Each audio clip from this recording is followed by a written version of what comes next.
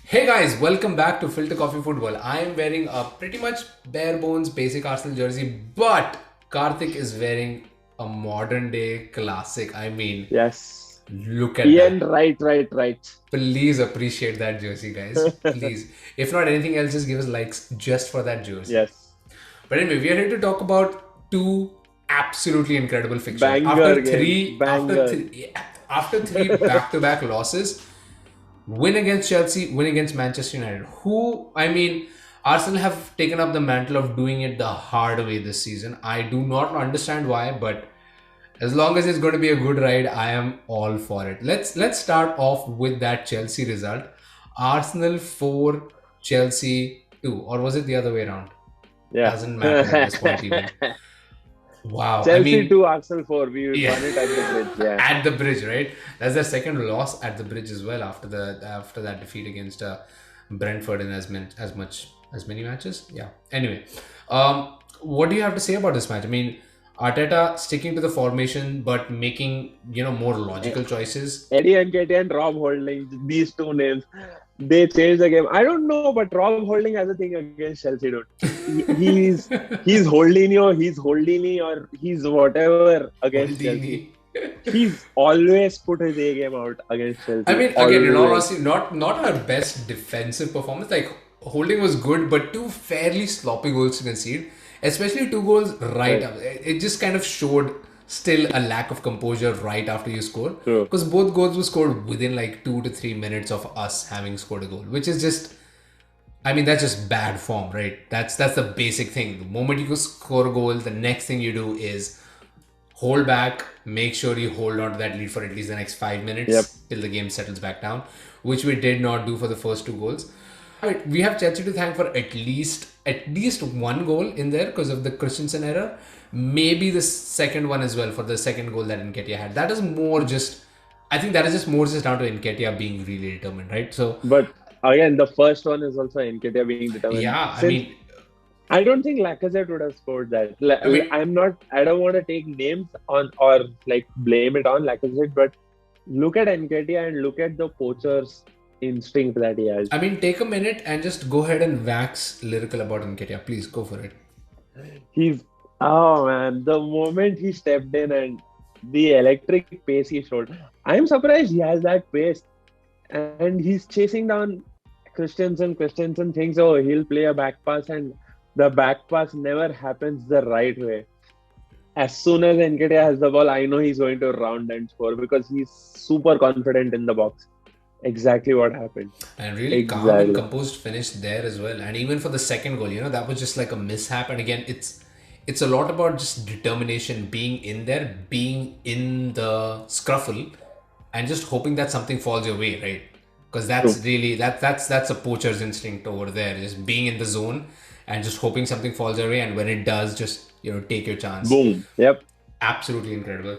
And then of course that Emil Smith Rowe goal. What That was a pass team and goal! move. What That was pass and move, pass and move, pass and move. Nobody could bat an eye before the ball went in.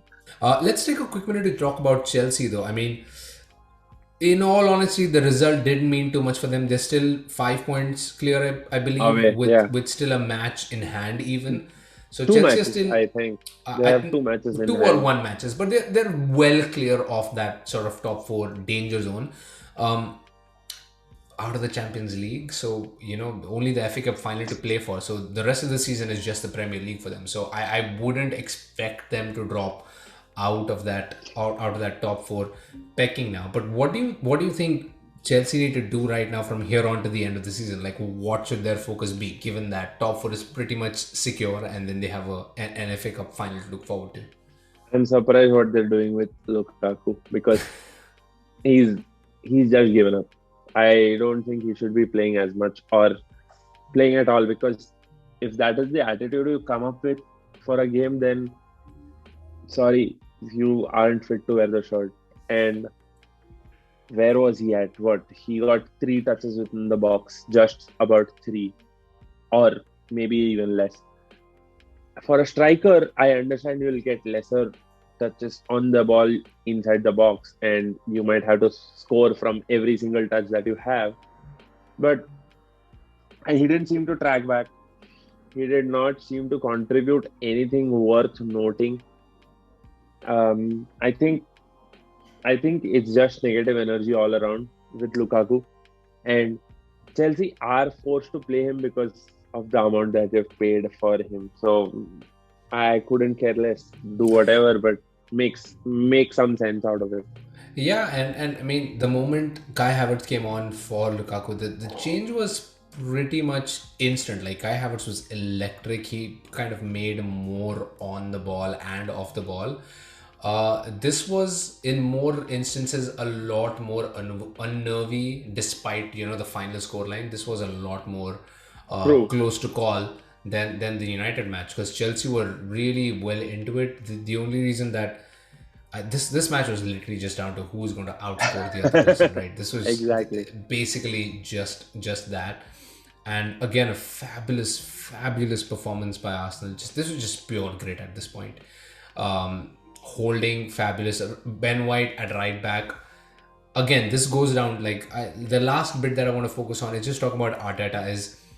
This is what we are seeing different from last season to this season with Arteta is he has Starting to realized adapt. that exactly he's starting to adapt to his game. He's starting to realize what formations he can use versus different teams and what players are better in certain roles. Like Ben White at right back in this season was inspired, with Xhaka kind of holding on in midfield as well. This was a really good performance. This was a lot of faith in the positions. And again, in many ways, again, Arsenal were lucky in some form because Chelsea's defense kind of fell apart in crucial moments.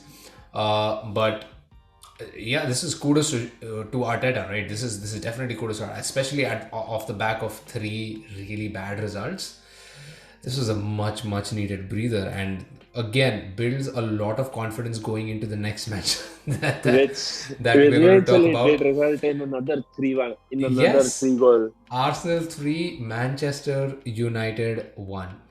Okay, look, before we dive into the match, let's just take a quick moment to give our condolences. Good lord. Condolences. Yeah, to Cristiano Ronaldo. I mean, whatever we may think about the player, whatever we may think about his conduct, his reputation, whatever, all that aside, it's a big tragedy. It's very personal, and it doesn't matter what goes around in the game. We are all with him, on the match at Anfield. That was a great gesture by the Anfield crowd, and Emirates respected the same thing as well. I believe at the 7th minute in the game, the Exactly. Yeah. entire crowd clapped for the next entire minute for Cristiano Ronaldo. That is the kind of solidarity that we need in the game, irrespective of any rivalries, any prejudices that we may hold against a player. This is the kind of spirit that we want in football. So, great kudos to that Emirates crowd today, and our love and our sympathies and our condolences with Cristiano Ronaldo. Let's get on to the fun bits of the match. Hmm. 3-1 result. United just not quite in there, right? Go ahead, The take this away. the referees and commentators would probably want you to believe that United were actually deserving to win the game, but Arsenal somehow won it. Because for the entirety of the game, bar the last 3 minutes of added time, both commentators were just waxing lyrical about United and how they could have scored, they could have done this, they could have done that. And I was thinking to myself, if they could have done everything, why aren't they doing everything? Or rather, why aren't they doing anything? Score a goal first, then talk about all this. But no. Uh, I also noticed that referees have this unconscious or clearly prejudiced bias against us. There is no reason why Scott McTominay gets booked quite later in the match, even after Granit Xhaka's foul. I have zero understanding of how the PGMOL operates their referees and what does it do with VAR, because even this year, like last year, has been blasphemous. It's up for review. and they might scrap VAR because they think the referee's power is being abused. But hey, your referees are already with great amount of powers. What do you want to abuse? That's my question. Yeah, it's just it's just so much vagueness about the rule. I mean, Jacko got booked for a yellow card, which is just such a it wasn't even, it was literally his first offense in the game to kick the ball out, which is, every player does that. It's part of the game. It's I don't understand why he gets a yellow. It barely took any time off the clock anyway as well. It was in like the True. 60th minute. It wasn't even like late on in the match where it can make any sort of tangible difference in the game. It's just reputation at that point. Bruno Fernandes got away with what probably should have been a sending off with that super late tackle on Tavares. But there is definitely Was it still a lot Tavares or more. was it? I think it was. I'm pretty sure it was Tavares, who, by the way, had a very, he had a very, Oh, in my opinion, he had a very stock market game, where he kind of. he started off by scoring the goal, gave a penalty, picked up a card, really bad in patches, but then still ended the match pretty well. But yeah, On the let's pitch. On the pitch. He on ended the match on the pitch. we'll get back to that in just a second, but let's quickly round up with what United kind of go. Ralph Rangnick at the end of the match, in this post match, just basically conceded that United are out of the top four race. I have been hearing a lot of cry for, just, the season was already done. The top four is not feasible at this point. Europa League probably doesn't make enough sense for United, for the club of that reputation.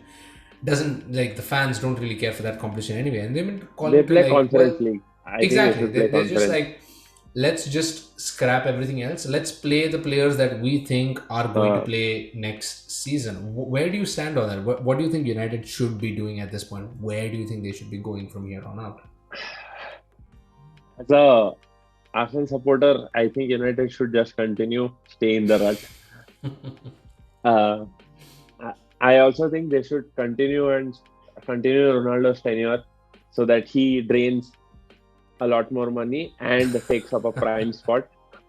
That apart, I think United need a massive clear up, maybe a 7-8 player clear up, which was hinted by Ragnick too.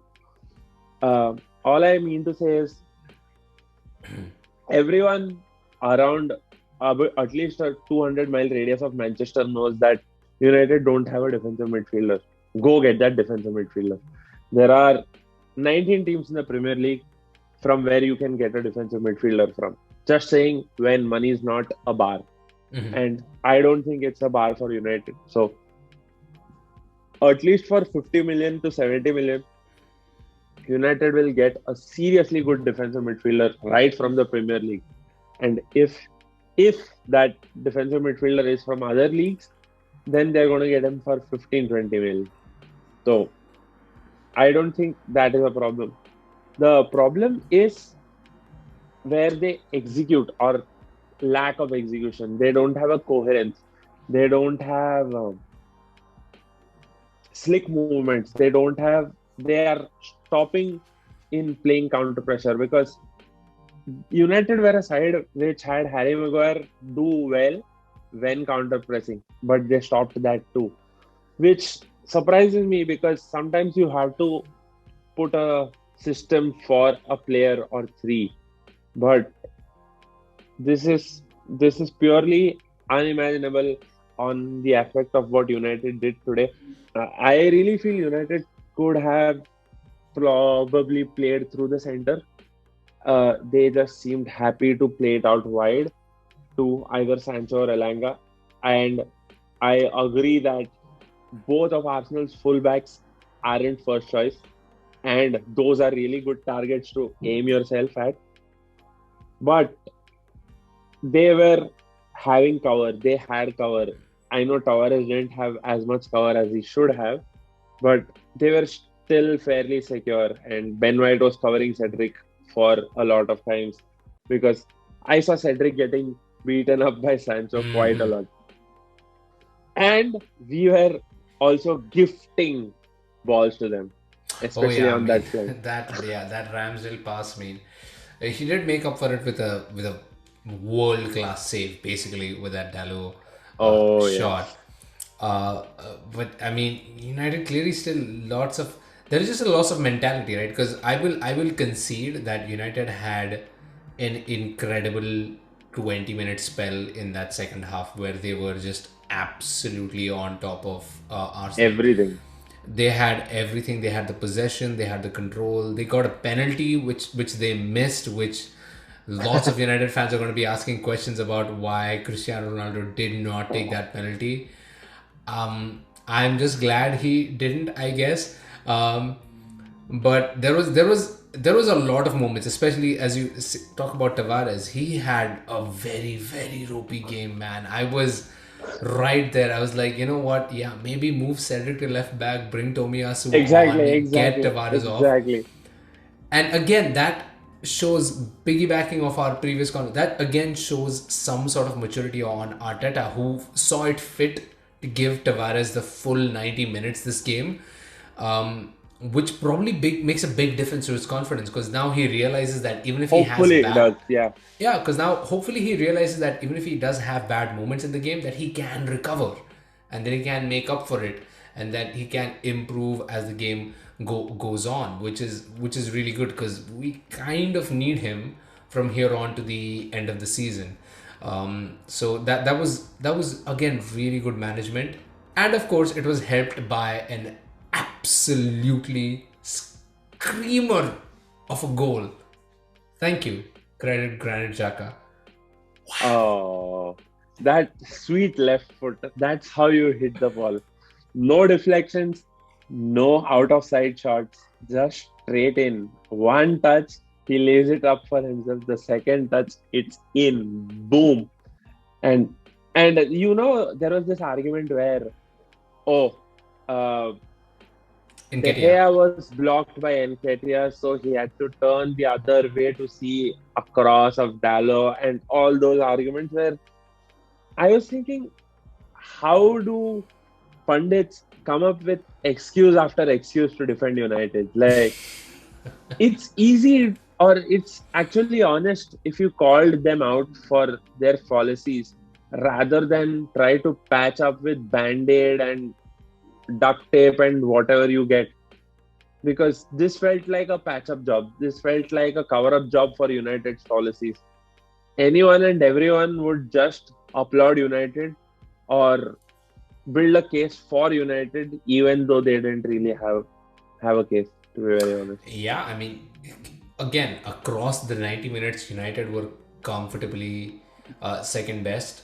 But yeah, amazing week for Arsenal, doing it the hard way, getting two wins where they absolutely needed wins, while they could have had three wins before this and probably even written off the two results this week and still been in a chance for top four. Not to mention Tottenham Hotspur dropped points, so Arsenal are now 2 points 2 points ahead. with same games played in there. Still a long way to go, so no judgments yet. Still a lot more to fight for. So let's hope that we keep up this momentum. West Ham is the next game. Fingers crossed. Big Touch result, wood. big Yep. competition. Hopefully we keep going through and keep winning. Fingers crossed. Top four on the way. Touch wood.